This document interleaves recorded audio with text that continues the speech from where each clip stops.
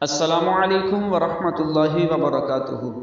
تمام دوستوں کو دی لو انفو ٹی وی چینل میں خوش آمدید۔ امید کرتا ہوں کہ تمام دوست احباب بخیر و عافیت سے ہوں گے۔ دعا ہے کہ رب کائنات آپ کی ہر پریشانی دور فرمائے، آپ کو مصیبتوں سے محفوظ فرمائے۔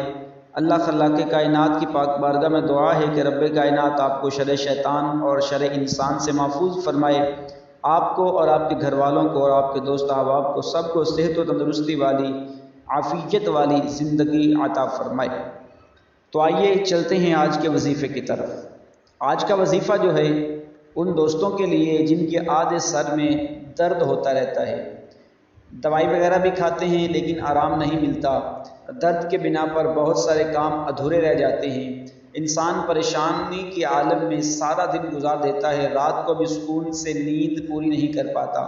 تو حضرات کے لیے ایک بہت ہی پیارا اور کمال کا وظیفہ ہے، قرآن پاک میں سے ہی یہ دم کرنا ہے، اور یہ دم کرنے کی اجازت اس صورت میں ہوگی کہ جن دوستوں نے ہمارا چینل سبسکرائب کیا ہے ان کو دم کرنے کی اجازت ہوگی، اور جن دوستوں نے پہلے ہی سبسکرائب کیا ہوا ہے وہ کمنٹس میں ہم سے دم کرنے کی اجازت لے لیں، اور اجازت لے کر دم کچھ اس طریقے سے کرنا ہے کہ سورہ اخلاص پڑھنی ہے پہلی مرتبہ، جس سائڈ پہ درد ہو، سر میں جس حصے میں درد ہو وہاں پہ ہاتھ رکھنا ہے، دایاں ہاتھ رکھ کر، اور سورہ اخلاص پڑھنی ہے، قل هو اللہ احد اللہ الصمد لم یلد ولم یولد ولم یکن له کفوا احد۔